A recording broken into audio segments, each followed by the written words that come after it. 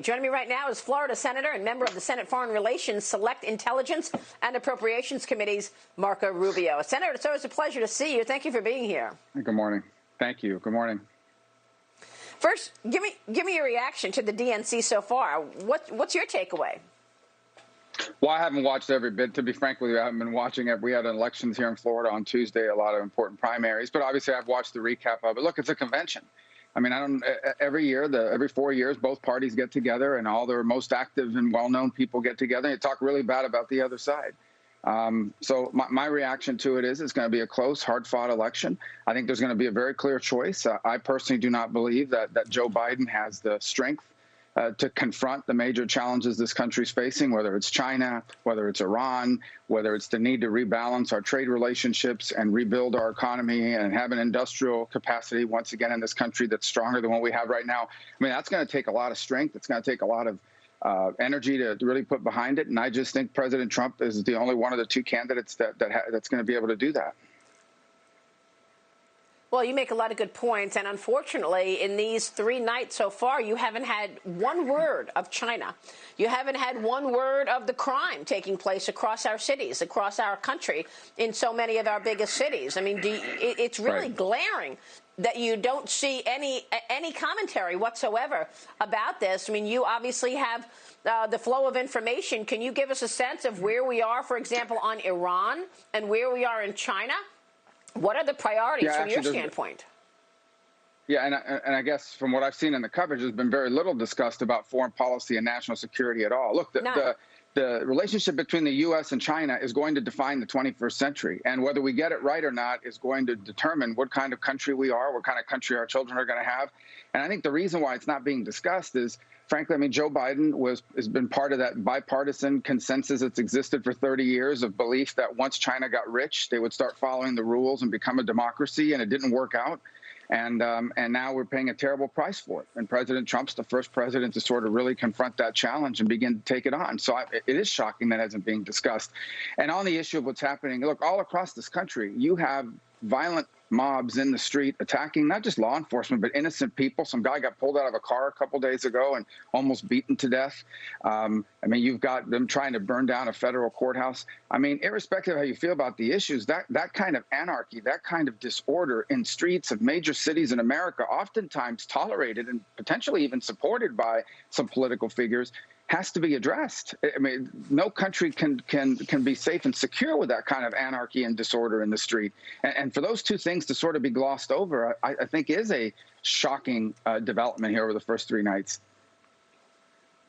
Yeah, I mean, it seems like it's a do-over of 2016. It's exactly what they did in 2016, thinking that Hillary Clinton would win, so they really didn't go deep into any of the issues. It was all, well, I'm not Donald Trump, so vote for me. Yeah. Senator, I want to ask you about the Senate Intel Committee releasing the final report on the Russia meddling in the 2016 election. The report finding that the FBI gave unjustified credence to the Steele dossier, said that Russia did take advantage of members of President Trump's transition team. Your reaction to the findings in the Intel report?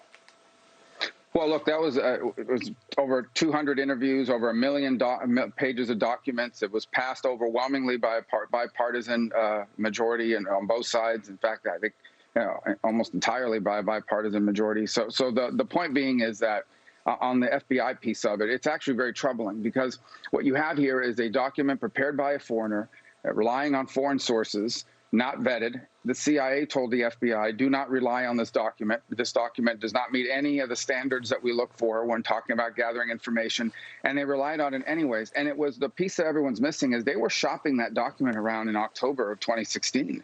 And no one, not to their credit, I don't often say this, but every outlet in America turned it down. They said, we don't know what that is.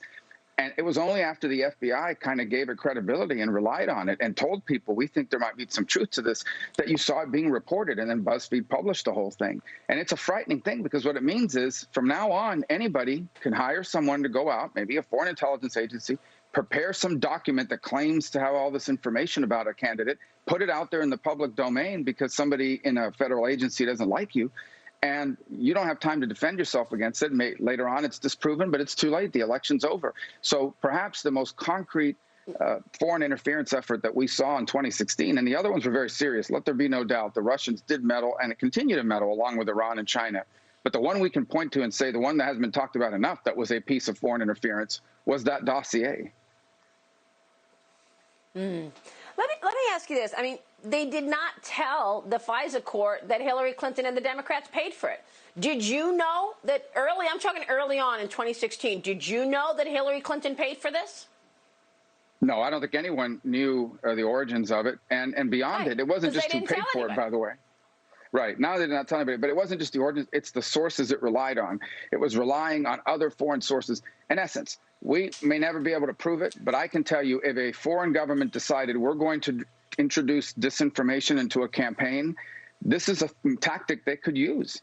This is a tactic they could use to introduce narratives into a campaign by working through someone that used to be an official in some other government at some point, but now makes his money putting these kinds of things together and putting it out there under the veneer of some intelligence document. And then you've got the FBI saying, we think there might be some credibility to it. That's all they need for someone to publish it and run with it. And you can't just defend yourself against it. It's a very dangerous precedent. And I think the FBI really, and those individuals responsible for that need to be held into account. And I'm glad to see some of them are starting to be held into account by the Justice Department. So do you think we'll see indictments from John Durham?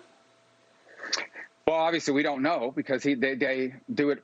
John Durham's a professional, a career professional. He's not going to tell anybody what he's doing. He's not going to be leaking it to the press the way some other people like to do it. But we've already seen a couple people plead guilty, and I think there are obviously more. Remember, when these people plead guilty and cut a deal, oftentimes part of that deal is we're going to give you information about what other people did. And so I don't know what the timeline is on it, but I can certainly tell you that something like this could not have happened unless some people in there ignored the advice of career intelligence professionals that told them, don't use this thing.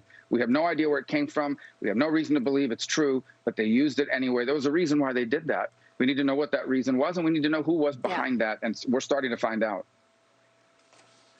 Senator, I've got a question. I've been thinking about this for a while because I know that before they started spying on the Trump campaign and using the dossier to take him down, they were investigating the email situation of Hillary Clinton, and it was really no investigation. We know that. They didn't really investigate her in any way. But your colleague, Senator Ron Johnson, has told me that he saw emails to Barack Obama from Hillary Clinton back and forth where it said, to the president from Hillary home server. So knowing what we know about how China has this espionage campaign on the United States, is there any chance that the Chinese Communist Party did not know that Hillary Clinton and Barack Obama were communicating on an unsecure server? Yeah, and I haven't seen those. Obviously, I have no reason to say that distrust. Our inquiry was into something different. We'd have no jurisdiction over something like that. He has government oversight in that committee. We just have intelligence oversight. But your point is well taken, and that is these are sophisticated operations, especially the Chinese. And I think you have to assume if you are sending emails and you are a high target figure from a private server, the Chinese have access to it. And they can use it in a couple ways. They can use it to know what you're thinking, or they could potentially use it in a hack and leak operation. They can use it, frankly, to manufacture emails, put it on your server, and then leak that stuff and use it for interference. It's a very dangerous time. And look, the Russians and Putin, they've been doing it a long time. They're good at what they do, but they're largely focused on getting us to fight it with each other and weakening us internally. The Chinese are a much graver threat over the long term. They are better at it. They have more capabilities. They're larger. They have more money. I mean, the Chinese threat is being understated here. They are going to continue to mess with American politics to try to shape both the elections and our policy debates in a direction that's favorable to them. And you know, accessing the emails of a political figure is most certainly something they have the capability of doing. Exactly, which is why it's so much more outrageous that for 2 years, this dossier and garbage about Trump was floated throughout the country, making everybody go nuts, that the question about collusion, and in fact, it was just a lie. Real quick, I got breaking news on the screen, Senator. American Airlines is going to be suspending flights to 15 U.S. airports in October amid low travel demand. This is the result of the coronavirus pandemic hitting the travel industry. 700 flights will be canceled as part of these cutbacks. You and your colleagues have been trying to come up with some stimulus here. Where are we on this? You're seeing American Airlines now suspending flights to 15 U.S. airports in October because of this weak demand. Your reaction?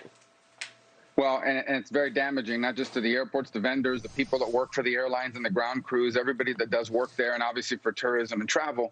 But I would say that where we are on this deal is very simple. Nancy Pelosi and Chuck Schumer have decided that, as of now anyways, doing nothing is better for them politically. They think that that Americans are going to blame Republicans and President Trump for the failure to pass another stimulus, so they've kind of dug in. I'm hoping they'll change their minds, or that rank-and-file Democrats will demand they change their minds. We do need to do more, and I'm hopeful we can. But so far, it's Schumer and Pelosi that are blocking it.